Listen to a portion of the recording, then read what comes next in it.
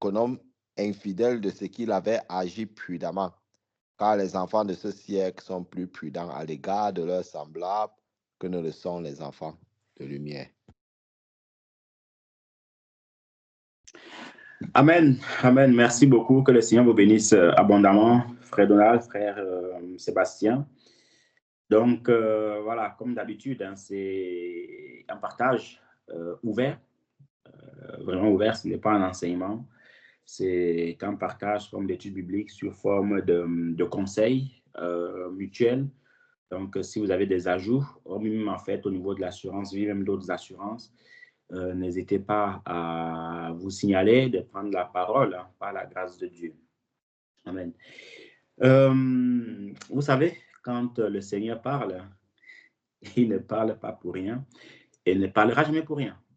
Voyez un tout petit peu. Le Seigneur parle toujours pour un but. Tout ce qui est écrit dans la Bible, c'est pour un but, c'est pour notre édification. C'est pour notre édification, c'est pour notre bien. C'est pour que nous soyons toujours meilleurs, voyez-vous. C'est pour que nous soyons toujours meilleurs par la grâce de Dieu. À côté de cela, quand nous lisons justement tous ces passages bibliques-là, l'enfant de Dieu doit toujours accorder une importance nécessaire dans ces écrits bibliques. Le Seigneur ici pas forcément nous compare, mais attire notre attention que malgré qu'on soit chrétien, ça n'empêche pas que nous pourrons faire des erreurs. Ça n'empêche pas même que les gens qui ne sont pas chrétiens soient meilleurs que nous. C'est une triste réalité, mais c'est la vérité. Malgré qu'on soit chrétien, ça n'empêche pas que le non-chrétien ait plus de bon sens que nous. Normalement, c'est nous qui devons avoir plus de bon sens que le non-chrétien, puisque nous avons le Seigneur en nous, nous avons l'Esprit de Dieu en nous. Mais il peut y arriver que beaucoup d'entre nous, on soit des gens qui ont moins de sens que les non-chrétiens.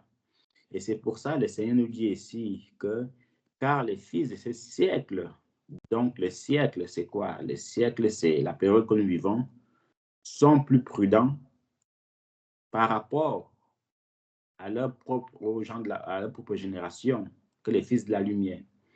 Donc, en gros, la voix du frère Darrell est basse ou bien il est loin du micro. Alors, donc, si le problème aussi à d'autres niveaux, n'hésitez pas à me signaler si la voix est basse. Mais bon, toujours, c'est qu'on va augmenter le volume. Hein. Par la grâce de Dieu, on va augmenter le volume de ce côté. Même si ce n'est pas le cas des autres frères, on va augmenter le volume de ce côté. Amen. Donc, on disait que le Seigneur nous interpelle, le Seigneur attire notre attention et nous fait comprendre que être chrétien, normalement, c'est celui-là en fait qui a tous ses sens. Être chrétien, c'est normalement celui-là qui doit enseigner aux autres. Être chrétien, c'est normalement celui-là en fait qui doit apporter, qui doit avoir plus de lumière que le non-chrétien. Mais il s'avère que dans certaines situations, l'enfant de Dieu est celui-là que, voilà, il néglige tout, il néglige beaucoup de choses. L'enfant de Dieu est celui-là que, bon, il dit, ah, le Seigneur va faire, ah, le Seigneur va faire, ah, le Seigneur va faire, j'ai foi, j'ai foi, j'ai foi. C'est bien, il n'y a pas de problème par rapport à cela. Mais, vous savez, le Seigneur demande aussi, en fait, un minimum d'effort. Le Seigneur demande certaines choses. Et le Seigneur nous dit ici que les enfants de ce monde, donc les non-croyants, sont plus prudents que les enfants de ce siècle. Les enfants, sont plus prudents que les enfants de la lumière. Ce qui veut dire quoi? Ce qui veut dire qu'en revenant au thème actuel, hein, au thème dont nous allons parler, à savoir les assurances, assurance maladie, assurance auto, assurance maison, toutes ces choses-là. Le chrétien, lui, va dire non. Le Seigneur est mon assurance, je ne crains rien. Comme disait le roi David, l'Éternel est mon berger, je ne manquerai de rien. Dans quel sens disait-il ça? Est-ce dans le sens où, voilà, je ne m'inquiète plus de rien, dans le sens que, bon, même si ma maison brûle, le Seigneur va faire, ou est-ce que dans le sens où, de manière générale, le Seigneur est mon assurance, mais à côté de cela, il est aussi important que je sois prudent sur certains points de la vie. Vous voyez un tout petit peu? Donc, c'est de ça justement que nous allons parler. On va premièrement prendre une assurance maison. On va prendre des exemples terre à terre pour mieux comprendre ce dont nous sommes en train de parler. L'enfant de Dieu achète une maison. Il est parti chez les banquiers. Le banquier lui a donné en fait un prêt. Il a fait un prêt pour acheter une maison, ce qui est bien pour certains, mal pour d'autres, parce qu'il y en a même d'autres qui disent que les emprunts, je ne prends pas, peu importe quoi, à la banque, je ne vais jamais, même auprès de certaines personnes, je ne vais jamais. Mais malheureusement, on se rend compte que, bon, malgré qu'il ait dit ça, il est toujours derrière en train de siffloter un peu d'argent. Est-ce que tu n'as pas 50 € là-bas? Est-ce que tu n'as pas 100 €? Est-ce que tu n'as pas 1000 € là-bas? Mais mon frère, si tu as dit que tu ne prends pas d'emprunt, il faut honorer sa parole. Il faut honorer ta parole. Il faut honorer ce que tu dis jusqu'à la fin. Et c'est là que tu seras crédible. Mais bon, une fois de plus, hein, ce qu'on est en train de dire vraiment aussi, je tiens à le signaler, l'enseignement, si ce n'est pas un enseignement, comment dirais-je, biblique. Quand on parle de biblique, ça veut dire quoi? Ça veut dire que le Seigneur ne nous oblige à rien par rapport à ça. Le Seigneur ne nous oblige pas à prendre une assurance vie. Il ne nous oblige pas à prendre une assurance maison. Non, non, non. Donc, on soit vraiment d'accord par rapport à ce point-là. Mais on peut dire que le Seigneur nous recommande ces choses-là. Parce que plus tard, il peut y arriver des imprévus. On se retrouve en fait à découvert. On se retrouve dans des sérieux problèmes alors qu'on pouvait prévoir cela bien avant. Donc, il est très important de savoir cela. Donc, en revenant un tout petit peu au niveau de la maison, on achète une maison, que le Seigneur soit loué, que le Seigneur soit bien. Un appartement, une maison, c'est pareil.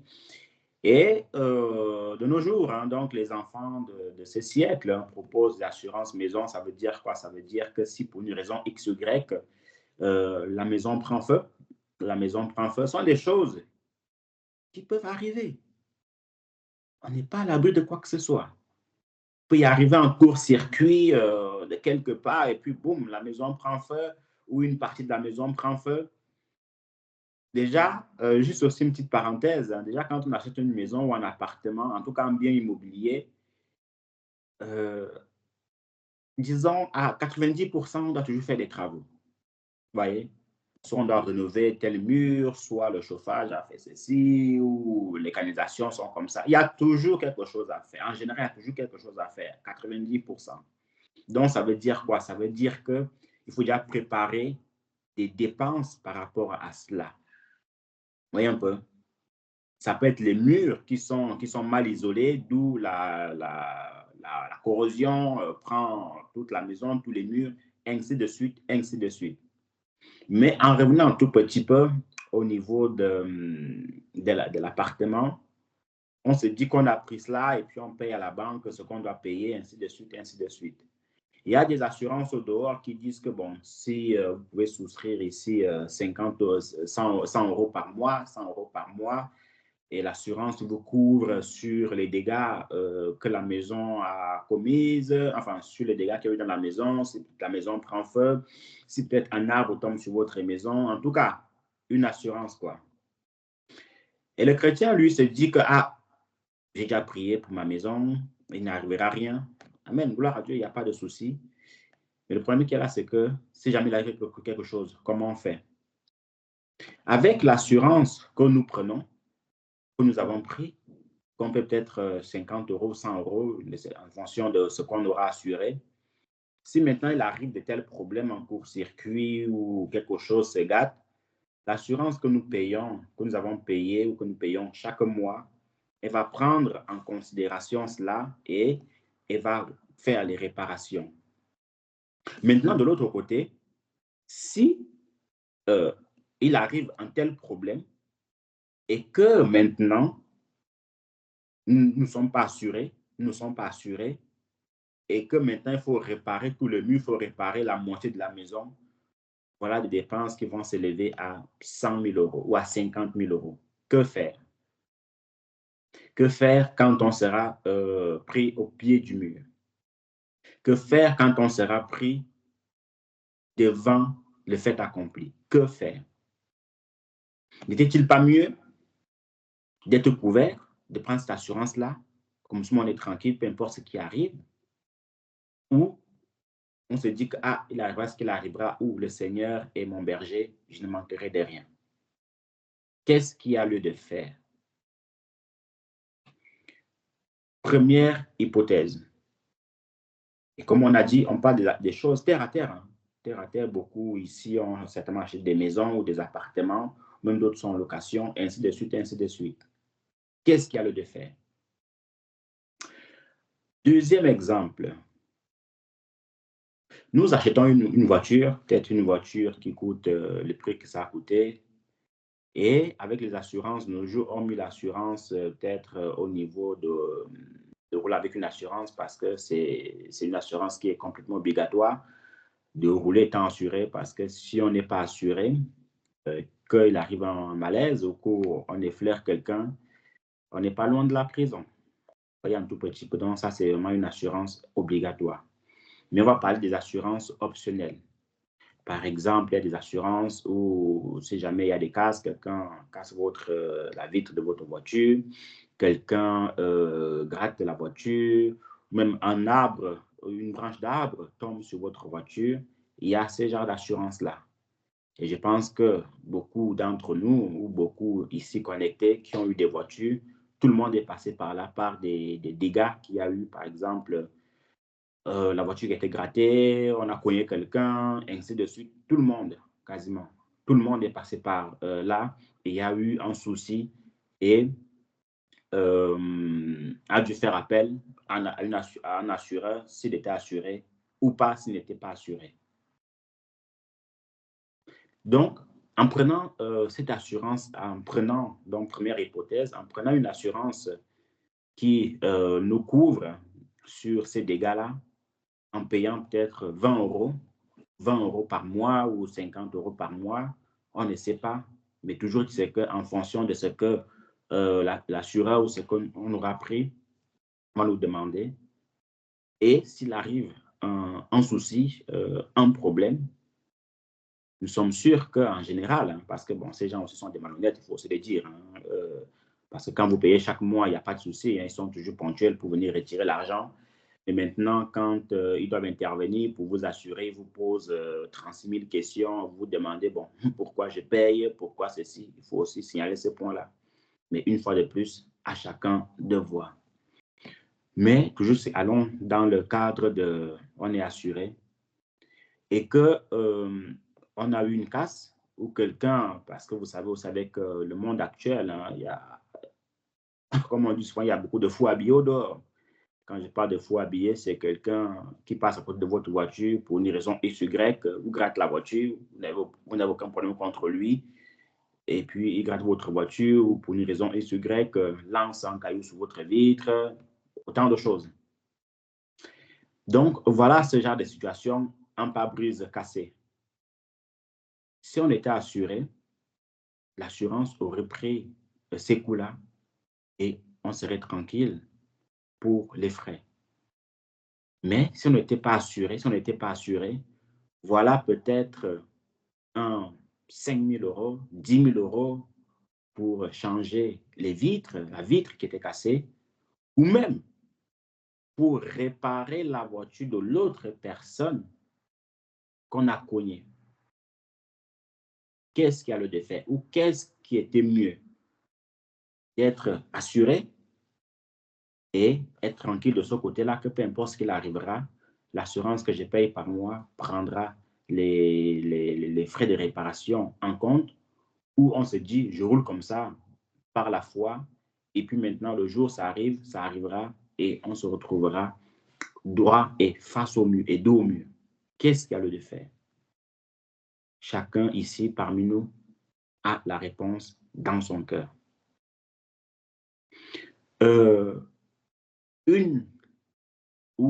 Un dernier exemple, Et je dirais même que c'est l'exemple le plus important et le plus frappant, c'est l'assurance décès, parce qu'il y a tellement d'assurances, il y en a beaucoup. C'est pour ça que j'ai dit que les exemples que vous avez aussi, n'hésitez pas à les donner, même des exemples que peut-être même nous-mêmes on a vécu, n'hésitez pas à les donner, ainsi de suite, ainsi de suite. L'assurance décès. Mon frère, ma soeur, surtout pour les Africains de l'Europe, disons-le comme ça, ou ceux-là qui ont quitté leur pays et qui, parce que ce n'est pas aussi le cas pour tout le monde, hein, et qui souhaiteraient que leur corps soit rapatrié, en Afrique, ce sont des coûts énormes. Ce sont des coûts parfois qui n'ont pas de nom. Ce sont des coûts exagérés. Mais bon, c'est le prix. C'est le prix. Comme d'autres disent que bon, tout ça là, c'est trop de tracasseries. Tout ça là, je n'ai pas besoin. Et même si on dit qu'on n'a pas besoin, est-ce que nous savons que pour enterrer quelqu'un en Europe, il faut payer une part de la terre? Oui, oui, oui. Il faut payer la terre, il faut payer la place où on enterre quelqu'un. Soit c'est par mois, soit c'est par an. Voyez un tout petit peu. Donc, en gros, quand vous le constatez, tout coûte cher dans ce monde. Tout coûte cher actuellement.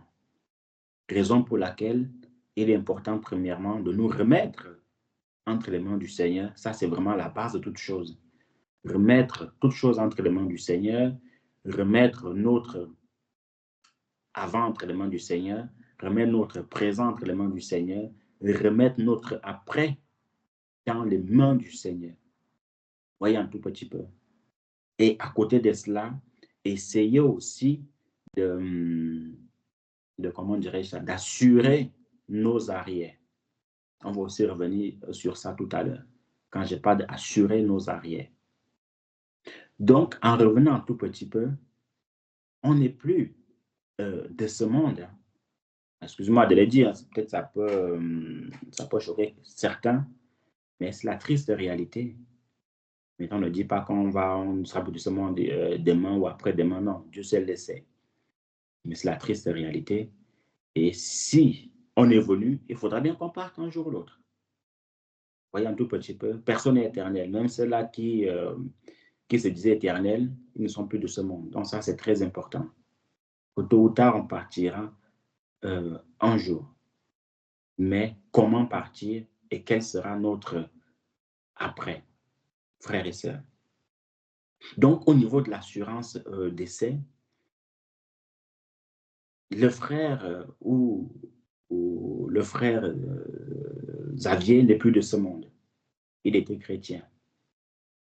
Le frère Xavier n'est plus de ce monde et il est africain et son souhait était qu'il puisse être enterré comme Jacob chez lui en Afrique.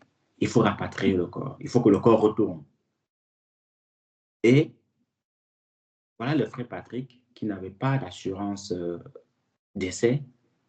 On demande des coûts peut-être pour rapatrier le corps à une hauteur de 10 000 euros. Mon frère, où sortit 10 000 euros dans une session de deuil? Où sortit 10 000 euros tout de suite de manière actuelle? Où sortit 10 000 euros? Bien évidemment, on peut toujours faire des quêtes et des requêtes, on peut toujours faire appel à des associations, récolter, ça c'est très bien, il n'y a pas de souci par rapport à cela. Voyez un tout petit peu. Mais est-ce que on va vraiment... Moi, je parle ici d'une famille normale, hein? Je ne parle pas des riches, parce que le riche, lui, là, en un temps, 3 mouvements, c'est fait, son corps est où il suffit juste de débloquer 10 000 euros, 20 000 euros, ça, c'est rien. Mais je parle d'une famille modeste ou d'une famille, entre guillemets, en difficulté financière. Où sortir 10 000 euros? Sans compter aussi les frais de la morgue. Mais excusez-moi encore, je vais encore revenir sur quelque chose. Hein. par rapport à cet enseignement. On comprend que la mort peut faire peur, la mort peut déranger. On est tout à fait d'accord par rapport à ça. Il n'y a pas de souci. Mais moi, en parlant de ça, ça me dérange de parler de la mort. Parce que, voilà, ce n'est pas un sujet qui est gai. Mais il est aussi important que l'enfant de Dieu ait cette information-là à l'oreille. Il n'y a pas de sujet tabou dans la maison du Seigneur. Et comme on a dit, on partira tous. Et la question, c'est quel sera notre après? Comme on a dit, l'enfant de Dieu doit être sage, prudent par rapport à certaines choses. Voyez un tout petit peu.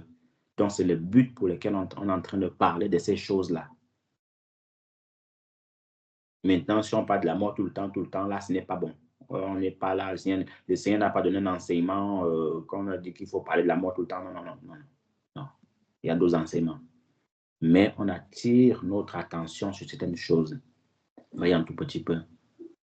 Donc, en continuant, voilà le frère Zavé qui doit être rapatrié selon ses voeux chez lui. Qu'est-ce qu'il y a lieu de faire, mon frère? Et un autre, j'irai encore plus loin, le frère Xavier avait acheté une maison. Il avait les crédits pour acheter la maison. Il avait les crédits pour acheter la voiture. Il avait les crédits même pour faire d'autres projets. Le frère Xavier est rempli de crédits. Bon, il a dit qu'il va les payer sur 20 ans, sur 15 ans. Il n'y a pas de souci avec sa femme ou avec ses enfants. Mais voilà le frère Xavier qui part avant. Donc maintenant, sa femme ou sa famille, beaucoup plus dire sa femme, doit sortir ces 10 000 euros là. Comme on a dit, tous ces prix-là varient. Hein. Ça peut être 5 000 euros, 20 000 euros, 40 000 euros. Ça dépend, mais on a seulement pris un chiffre comme ça. Il faut sortir l'argent. La sœur Isabelle, son mari étant parti, et doit trouver l'argent pour envoyer le corps de son mari selon ses vœux. Qu'est-ce qu'il y a lieu de faire? Sans compter que chaque mois, le banquier, lui ne comprend pas ça comme ça. Hein. Lui, le banquier, lui, je lui dis que mon mari a fait comme ça. Mon mari dit que ouais, mes condoléances, mais demain je passe. Hein. Mes condoléances, mais demain je passe sur le compte. Qu'est-ce qu'il y a lieu de faire? Voilà le frère Xavier qui n'avait pas d'assurance. Peut-être aussi par la foi. Hein. Il avait la foi que son corps sera téléporté de manière spirituelle pour être envoyé directement chez lui en Afrique. Bon, c'est une façon de voir les choses. Voyez un tout petit peu. Et ça, c'est seulement l'argent pour rapatrier le corps.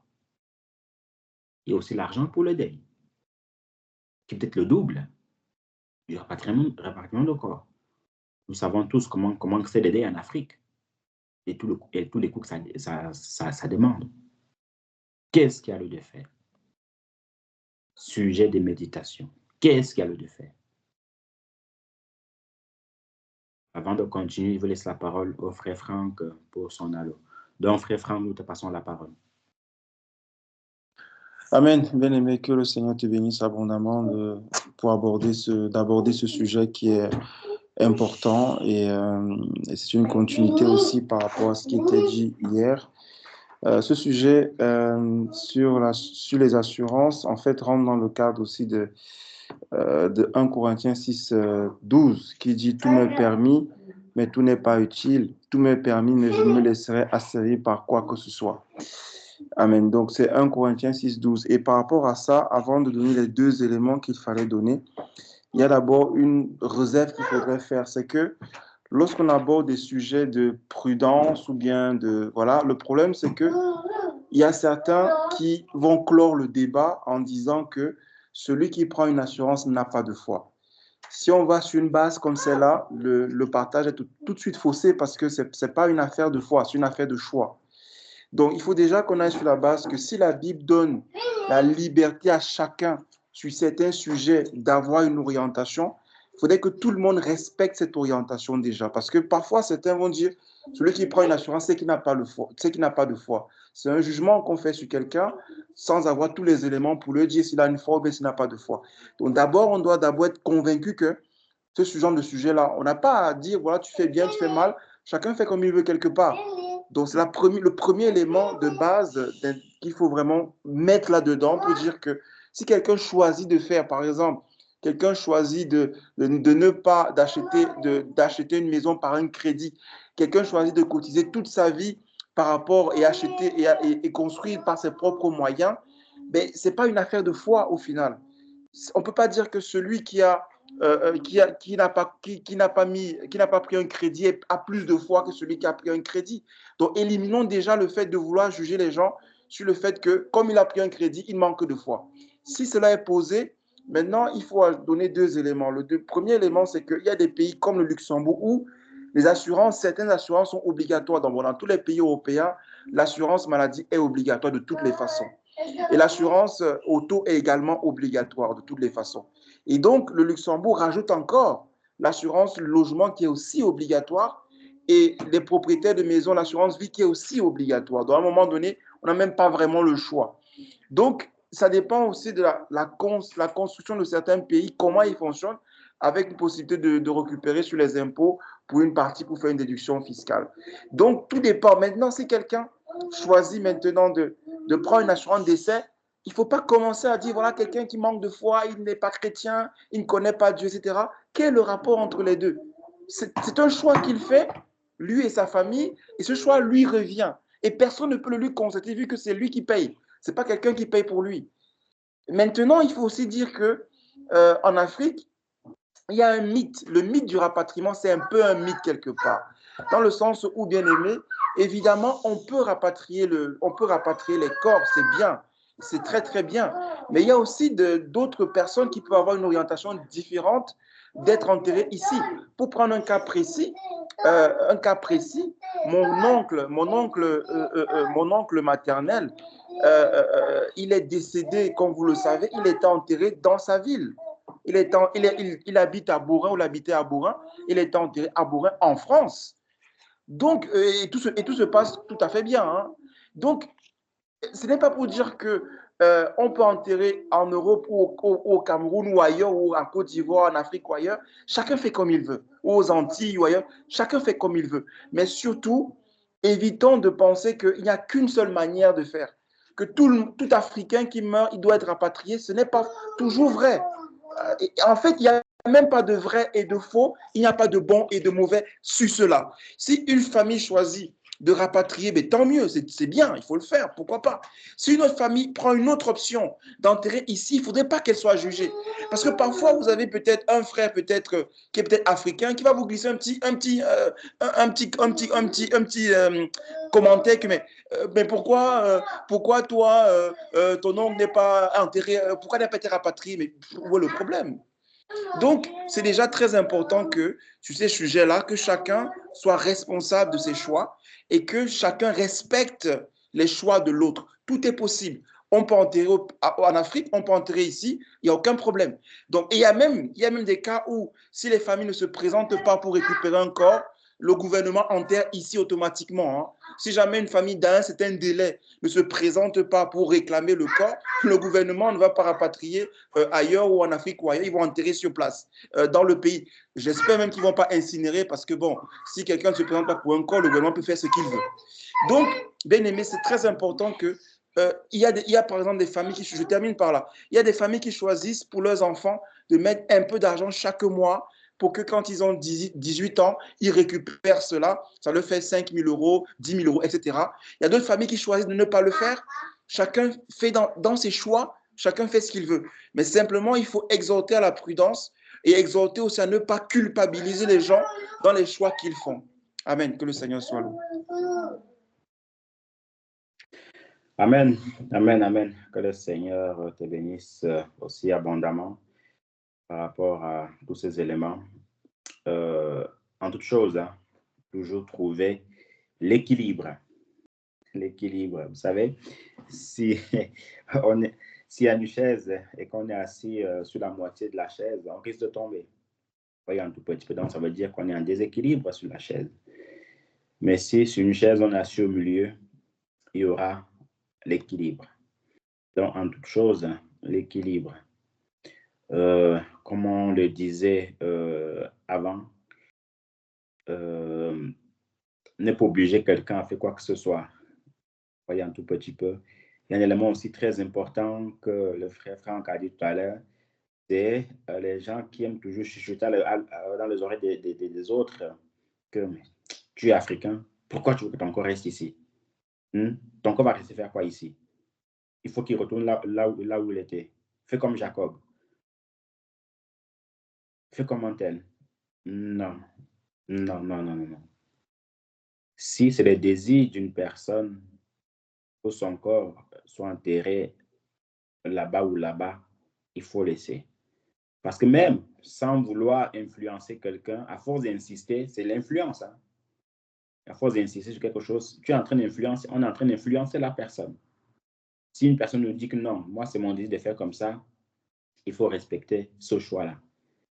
Maintenant, s'il faut juste donner un conseil, vous savez, les conseils sont faits pour être acceptés ou pour être rejetés. Vous voyez un tout petit peu. Donc, c'est très important. Mais toujours est-il, c'est que dans de telles situations, dans de telles conditions, et vous savez aussi un point très important, quand on soit enterré ici, nous avons besoin d'une, enfin, l'assurance décès. Les Européens aussi prennent l'assurance décès. Pourtant, les Européens n'ont même pas mourir en Europe et puis dire que je veux que mon corps soit rapatrié en Chine ou en Afrique. Bon, on ne connaît pas non plus tout, ça peut arriver, mais de manière normale, on ne pense pas. Donc, beaucoup d'Européens, beaucoup de Chinois, partout, même les Africains qui sont en Afrique, certains prennent l'assurance, certains, pas tous, hein, même si c'est vrai que ce n'est pas aussi reconnu comme dans d'autres continents, mais certains aussi prennent des assurances vie. Donc, ça veut dire quoi? Ça veut dire que ce n'est pas forcément parce qu'on est africain et qu'on vit en Europe qu'on parle d'assurance décès, non. C'est quelque chose qui est recommandé, peu importe où on est, peu importe la situation. Et comme on disait, voilà le frère Xavier qui est parti. Sa pauvre femme doit chercher tous les voies et moyens pour rattraper son corps selon les désirs de son mari. Et le mois prochain, le banquier doit passer pour l'argent, pour le crédit de la maison. L'assurance doit passer pour le crédit de la voiture. L'assurance doit passer pour le crédit de ceci, doit encore passer pour le crédit de cela. On fait comment quand c'est comme ça? Vous voyez? On fait comment quand c'est comme ça? Point d'interrogation. Vous voyez? De l'autre côté, si le frère Xavier se serait dit, hey, quand je ne serai plus de ce monde, que va rester faire ma femme? Ou même la sœur Isabelle, si je ne suis plus de ce monde, que va rester faire mes enfants? Comment vont rester faire mes enfants et mon mari? Alors, je vais peut-être prendre cette option-là pour pas que la corde reste là calée au cou. Il va peut-être payer, je ne sais pas, 25 € par mois, 1 € par mois, 2 € par mois. Il y a tellement de prix. Au moins que si jamais ça arrive, alors on pourra agir de telle manière ou de telle manière. Et il y a aussi un point très important à savoir, c'est que par rapport à l'assurance vie, beaucoup regardent des séries télévisées ou des reportages où on voit que bon, le mari et la femme avaient une assurance vie et puis bon, le mari a tué la femme pour récupérer l'assurance vie, pour prendre à bénéficier de l'assurance vie ou vice-versa. Voilà pourquoi on ne prend pas l'assurance vie. Mon frère, ma soeur, en réfléchissant comme ça, là, je pense qu'on se trompe. On ne prend pas une assurance vie pour ôter la vie à l'autre et pour bénéficier de cela plus tard. C'est criminel, c'est meurtrier et c'est assassin. Même rien qu'en le pensant, on est déjà en fait un meurtrier dans notre esprit. Non. On prend ces choses-là par prudence, par précaution. Vous voyez un tout petit peu. Donc, l'enfant de Dieu doit faire preuve de toutes ces qualités-là. De l'autre côté, L'autre aussi peut estimer que, OK, bon, toutes ces choses-là, ça ne m'intéresse pas, l'assurance vie, l'assurance maladie. Moi, je vais vivre comme ça. Et puis, bon, le jour, ça arriverait que je ne suis plus de ce monde. Hein. Je ne suis plus de ce monde. Mon mari ou ma femme hein, ou mes enfants vont se débrouiller pour trouver l'argent pour m'enterrer, ainsi de suite, ainsi de suite. Il n'y a pas de problème. Il n'y a pas de problème par rapport à ça. Ce sont tes vœux, c'est notre souhait. Voyez un tout petit peu. Mais dans ce souhait-là, il est aussi important de se dire, OK, au niveau des frais, avons-nous pensé au niveau des coûts financiers? Comme on a dit avant, si c'est une famille, voilà, pas besoin d'argent, ça passe. Mais si nous sommes dans une famille où, voilà, on a du mal à joindre les deux bouts, comment on fait? Avant de poursuivre, on va prendre la question du frère Donald. Donc, frère Donald, nous t'écoutons. Amen, amen. Merci, frère Darrell, pour la parole. J'ai une question et ma question, en fait, ce n'est pas pour contredire ce que tu es en train de dire et du moins irriter, mais ma question, c'est du moins pour m'amener également à comprendre, pour que nous puissions tous ensemble mieux comprendre ce qui est en train d'être dit en cette soirée. Et ma question concerne en fait la vie de Job. Et la question est de savoir quelle assurance Job pouvait bien prendre. Parce que la Bible nous parle de ses biens qui ont été tout détruits, de ses enfants qui ont été tués, et lui-même qui était malade et tout. Et dans le cas de Job, quelle assurance Job pouvait bien prendre? Pouvait-il prendre une assurance pour être prudent dans toutes les épreuves qu'il a traversées ou du moins, qu'est-ce que si nous sommes dans le cas de Job, qu'est-ce que Job aurait pu faire contre tout ce qu'il a dû subir comme événement? Pas pour contredire ce que tu es en train de dire, frère, mais pour comprendre. Amen. Amen. Merci beaucoup pour ta question. Non, c'est une bonne question, hein. Pas forcément pour me contredire, mais comme tu as dit, pour élargir encore le sujet, pour mieux comprendre. Hein. Bon, ce que je peux dire par rapport à cela, c'est que au temps de Job, on n'a pas entendu parler d'assurance. Voilà. Dans toute la Bible, on n'a pas entendu parler de l'assurance. Et même l'apôtre Paul, hein, on ne pense pas qu'il avait une assurance. L'apôtre Pierre n'avait pas d'assurance. Pas forcément qu'il n'avait pas besoin, mais c'était à leur époque, il faut dire aussi ainsi. Et même, on se souvient que même à l'époque de nos parents, bon, parce que quand le frère dit au temps de Job, hein, c'est des milliers, bon, disons des milliers d'années lointaines. Hein, voilà, c'est très loin. On va aussi prendre un exemple terre à terre.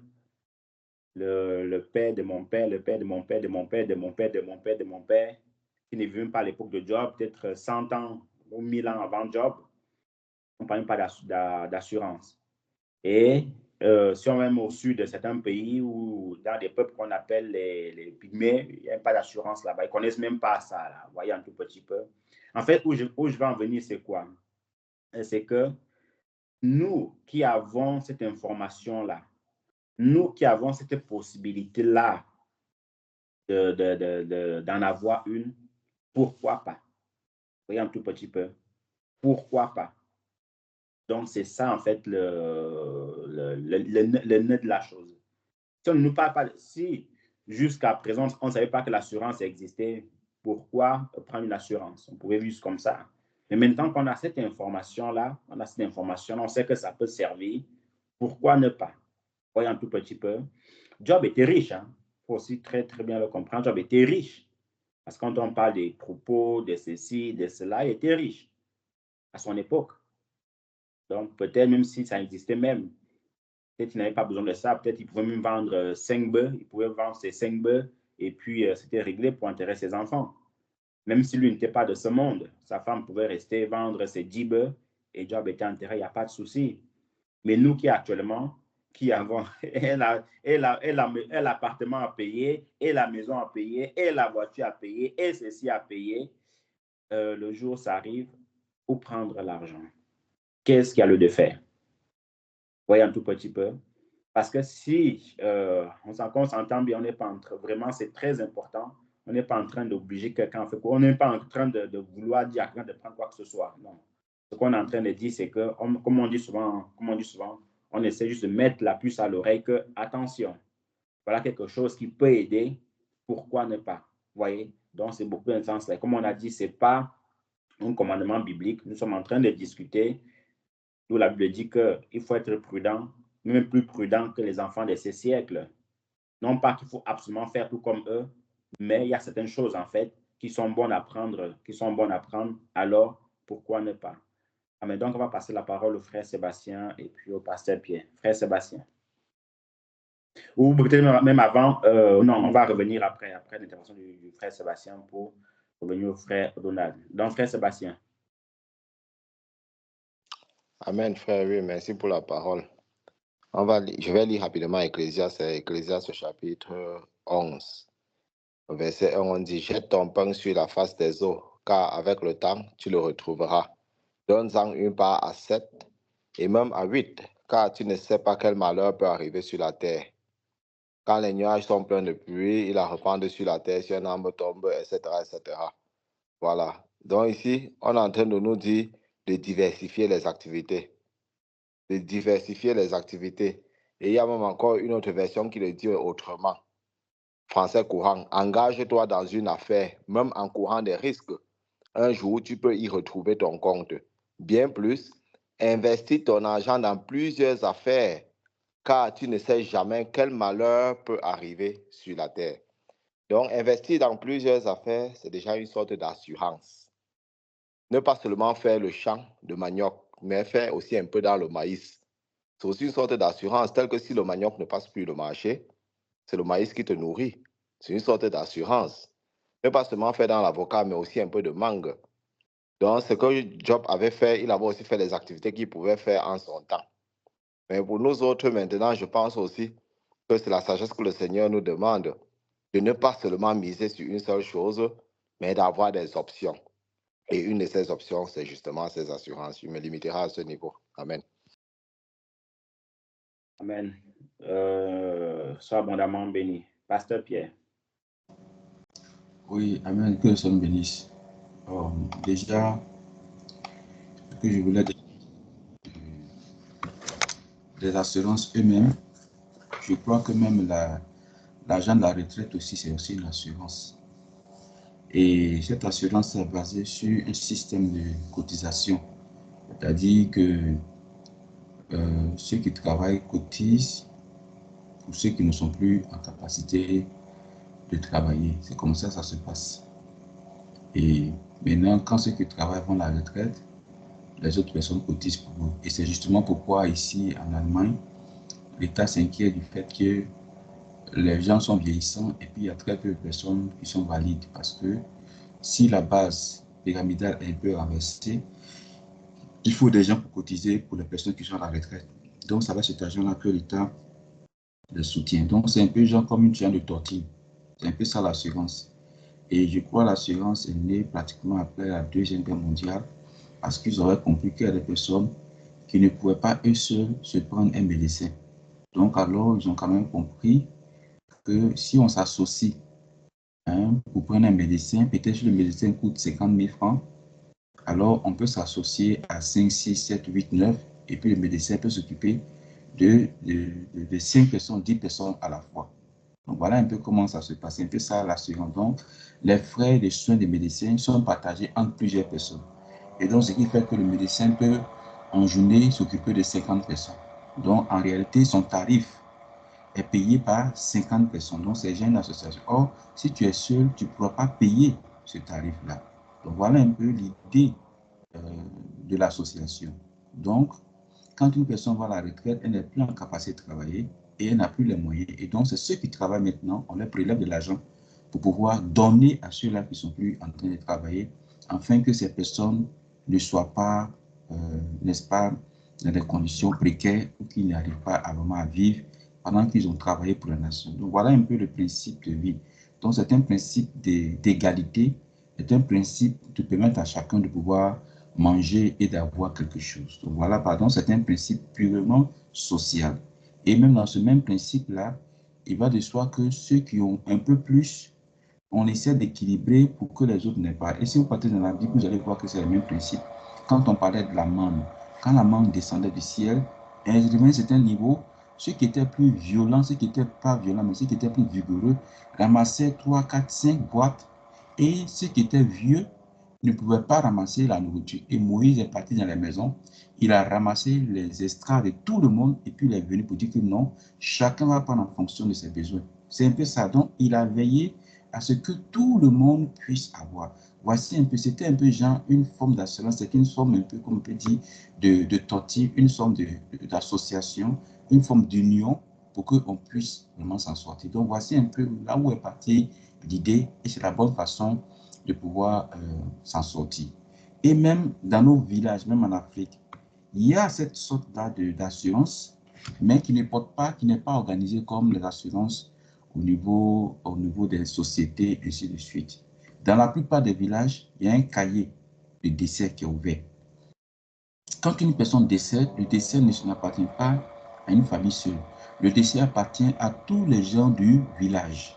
Donc, quand une personne décède, c'est tous les gens du village qui cotisent. Donc, il y a un cahier qui est fait et on demande aux gens d'apporter une certaine cotisation. Et donc, pour chaque cas de décès, c'est comme ça que ça se fait. Donc, quand ça se fait pour chaque cas de décès, c'est une assurance en réalité, puisque les frais sont partagés entre tout le monde. Et donc, chacun apporte, et c'est en fonction de ça qu'on essaie d'enterrer la personne qui est décédée. Et puis maintenant, les personnes qui sont parentées directes à la personne, le chef de famille peut dire, par rapport à la personne qui est décédée, chacun doit apporter 50 000, 50 000, 50 000, 50 000. Et donc, vous voyez que la tâche est répartagée entre les mains de tout le monde. Ce n'est pas une seule personne qui le prend.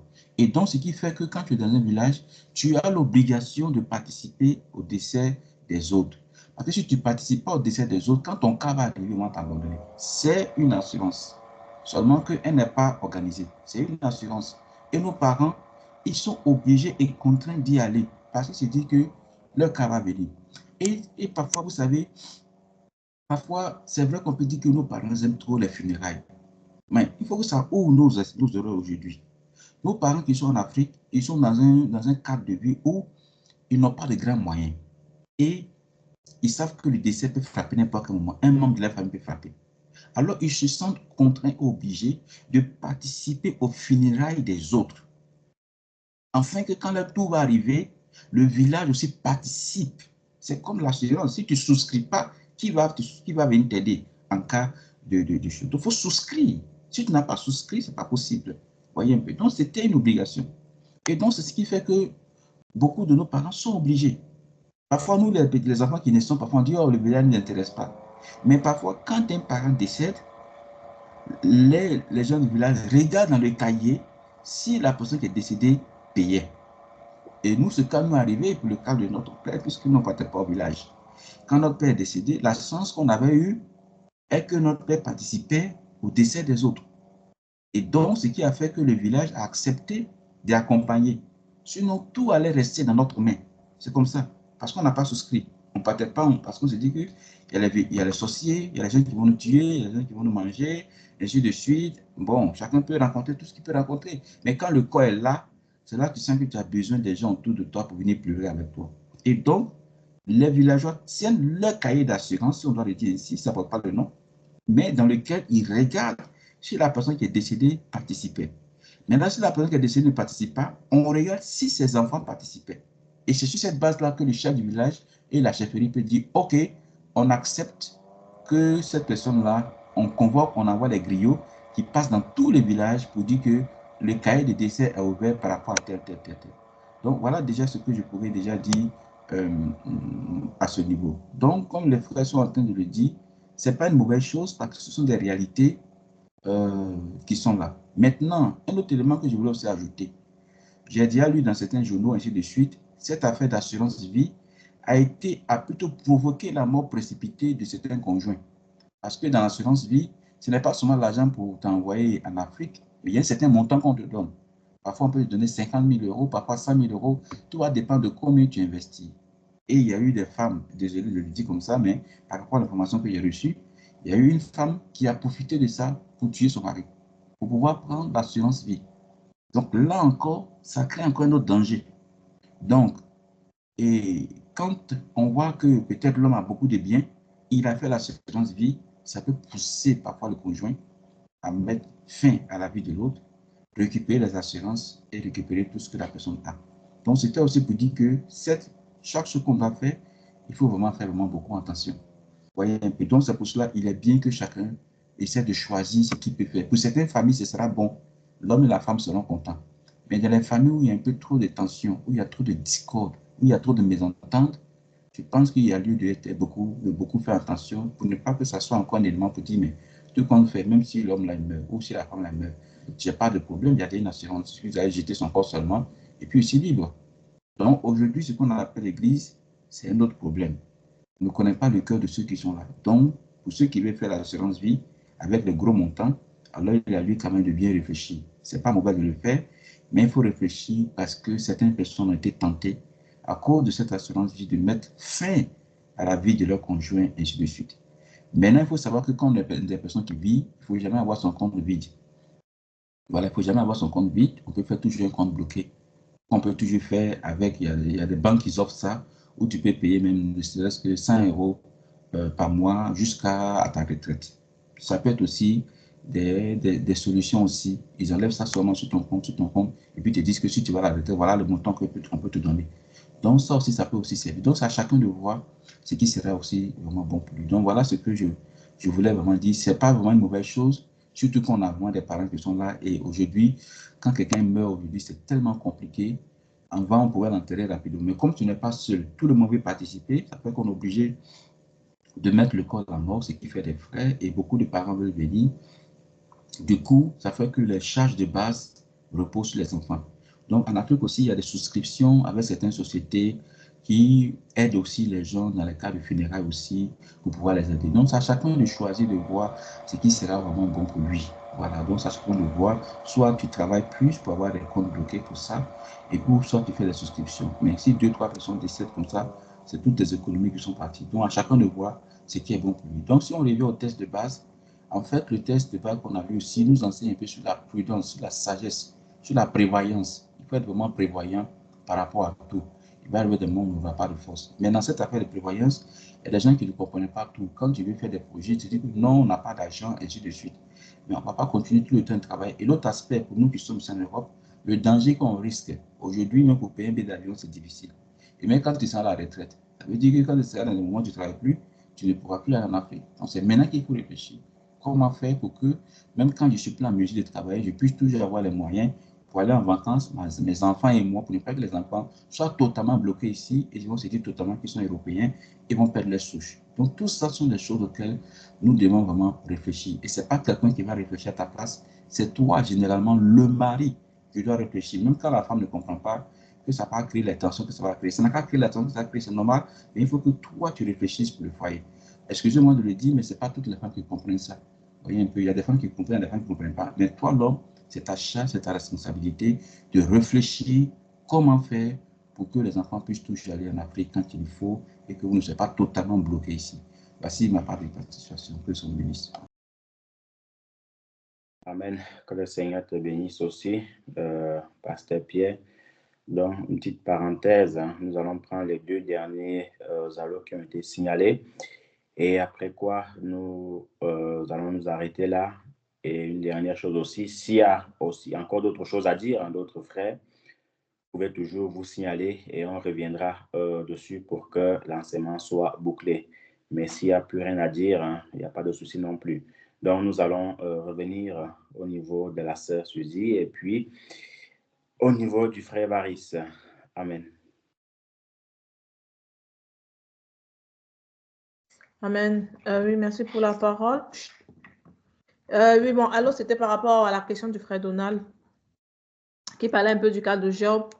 Et l'aspect qui me venait à l'esprit, c'était que, en fait, tel que moi je comprends le système d'assurance, on ne prend pas l'assurance pour empêcher que quelque chose arrive, en fait. Parce que de toutes les façons, on ne peut rien empêcher. Si, en revenant peut-être sur le cas de Job, il a perdu ses enfants. C'était déjà une guerre entre Satan et lui qui se passait spirituellement. Et il a perdu ses biens, ainsi de suite et tout. Donc, un peu comme le frère demandait, quelle assurance Job pouvait prendre dans ce cas? Pour que contre toutes ces choses-là, il ne pouvait vraiment prendre aucune assurance parce que je pense que l'assurance, on prend juste pour que ça nous aide dans les cas où on se retrouve dans des situations compliquées, en fait. Donc, c'est plus, ce n'est pas préventif, mais si je peux le dire, peut-être curatif, bon, pas forcément, mais ça aide quand on passe par des situations difficiles, avec un peu les exemples que le frère a cités. Peut-être tu viens d'acquérir un bien, ainsi de suite et tout, ça prend feu. Et si tu n'as pas d'assurance, comment tu vas faire ce genre de choses, en fait? Et donc, pour Job, il n'y a que la grâce de Dieu qui pouvait le protéger, de mon point de vue, pour que ces malheurs-là ne lui arrivent pas. Aucune assurance ne pouvait le protéger de tous ces malheurs. Mais en allant dans la logique sur laquelle on est en train de débattre avec les assurances, ça peut peut-être l'aider maintenant à reconstruire plus tôt. Et l'assurance aussi a ses limites. Peut-être si tu as perdu ton enfant et tout, l'assurance ne peut pas te permettre d'avoir de nouveaux enfants. C'est peut-être la grâce de Dieu. Donc, l'assurance a bien évidemment ses limites. Et l'assurance est aussi là pour aider vraiment à sortir dans des situations difficiles où peut-être tout seul, ça devait être très compliqué, mais ça ne peut pas vraiment empêcher. Quand on a peut-être une assurance, je ne sais pas moi, vie n'empêche pas qu'on ne puisse pas mourir. Et même les assurances maladie, on les a tellement. Mais c'est là pour que quand on est malade, on puisse ne pas aller à l'hôpital. Quand on va à l'hôpital, on n'est pas payé. Quand on voit un peu le système des États-Unis où ils ont encore un système où l'assurance maladie est difficilement gérable là-bas, ils n'ont pas vraiment la possibilité d'avoir des assurances maladie, comme peut-être en Europe où tu payes par mois et à la fin, et quand tu vas chez le médecin, l'assurance prend en charge. C'est vraiment difficile. Les gens sont malades, ils vont à l'hôpital, on te dit que pour faire une opération, il faut peut-être 15 000 $. Les familles vraiment démunies, c'est vraiment, vraiment difficile en fait. Les gens prient vraiment de ne pas tomber malade parce que quand la maladie arrive, c'est difficile de couvrir les frais. Donc, on a certes les assurances, mais on tombe malade, donc l'assurance ne peut pas empêcher. Mais ça aide plutôt quand on est en train de passer par des moments difficiles à pouvoir peut-être souvent couvrir les frais. Donc, c'est un peu ce que je voulais dire. Amen. Amen, amen, amen. Sois béni. Frère Varis. Amen, amen. Merci pour la parole. Je serai très rapide pour le temps qui est déjà débordé. Effectivement, c'était par rapport à l'intervention du frère de Neuf, par rapport au cas de Job qui a été cité. Je crois que la société a dit une bonne partie, donc je ne veux pas répéter ce qu'elle a dit. On ne peut pas prendre une assurance contre la mort. Ce serait insensé parce que nous tous, nous sommes prêts pour mourir, nous allons tous mourir. Donc, c'était un point très important qu'il fallait citer. Mais maintenant, si on veut ramener le cas de Job par rapport à ce que nous sommes en train de faire ce soir, qu'est-ce qu'on dirait? Disons-nous que si Job avait été un frère immigré, parce qu'il était dans sa contrée, donc ce qui fait que même quand il y a eu les morts, on les a enterrés facilement. Mais imaginons, transportons Job dans notre contexte, imaginons que nous soyons comme ça et que Satan nous frappe, qu'on perde comme ça ici 4 enfants, 5 enfants, et que notre souhait soit peut-être de les enterrer dans notre terre de naissance. Vous voyez ce que ça va signifier? Il faudra donc organiser, à chaque fois qu'on va tomber, il faudra organiser de l'argent, il faudra chercher de l'argent pour pouvoir rapatrier. 8 000 €, 12 000 € pour rapatrier, ça ferait un gros problème. Et donc, l'assurance n'est pas là pour, on ne s'assure pas contre la mort. Et ici, même dans la société où nous vivons, comme le pasteur Pierre pouvait dire, même les Européens, ils souscrivent aussi souvent l'assurance pour les obsèques. C'est-à-dire en cas de décès, qu'on puisse donner de l'argent, payer de l'argent pour qu'on puisse organiser les obsèques, parce que les obsèques, ça coûte cher. La place dans un cimetière, l'organisation de tout cela, le pompe funèbre, ça coûte exagérément cher qu'il y a des gens ici qui souscrivent des assurances pour cela. Donc, on a cité l'assurance maladie. Bien aimé, si on veut dire que les assurances ne sont pas de bonnes choses, on ne pourra pas vivre dans ce système. On ne pourra pas vivre.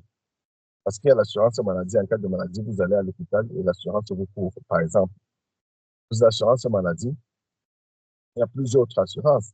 Assurance par rapport à une maison. Ce sont des assurances qui existent. Si vous avez un incendie, une inondation, vous puissiez être couvert. Voilà autant de choses. Donc, celui qui peut-être dit que non, il n'a pas besoin de ces assurances-là, etc. C'est aussi un choix. Vous aussi vivez sans assurance.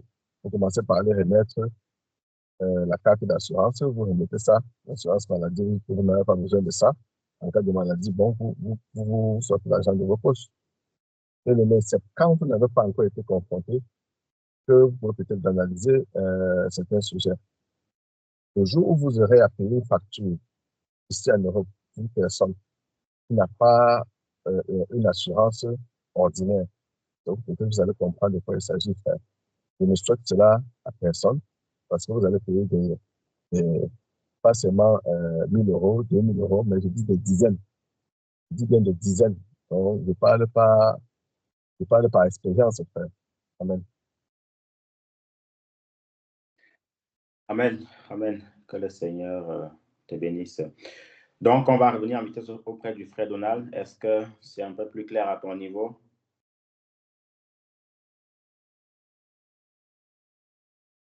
Amen, amen. Merci, bien-aimé, pour toutes les réponses.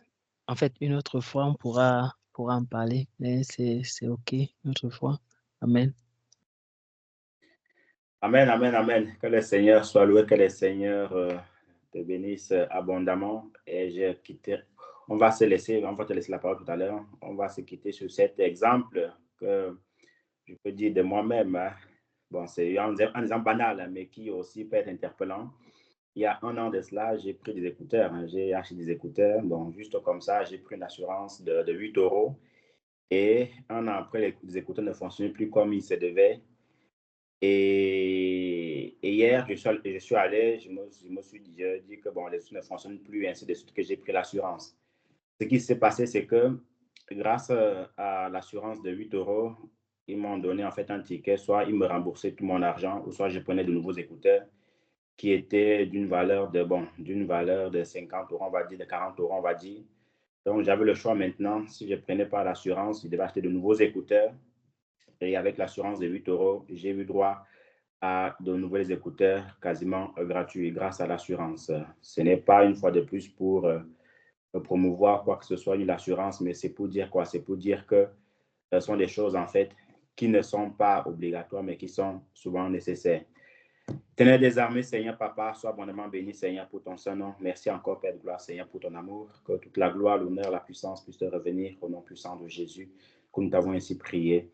Amen. Frère Donald, pour la suite, sois abondamment béni. Amen, amen. Merci, frère Darrell, pour le partage et également pour la prière. Bon, je passe la parole au frère Franck s'il y a des annonces, sinon nous allons nous séparer. Amen. Non, bien aimé, il n'y a rien de nouveau par rapport à hier. Hein. Soyez bien.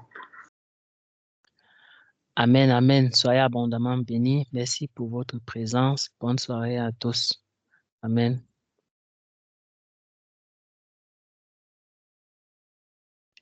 Amen. Bye. Amen, bien-aimé, bonne soirée à tous.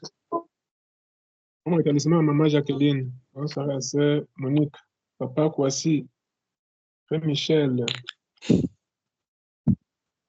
C'est béni, bien-aimé. Frère Paul Cyrus.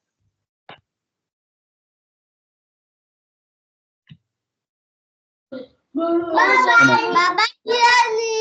bye à tout le monde, soyez bénis. Que le Seigneur vous bénisse. C'est bon? Bonne soirée à tous. Bye bye, que le Seigneur nous bénisse. Au revoir. Salut tout le monde. Bien-aimé, bonne soirée à tout le monde. Londres.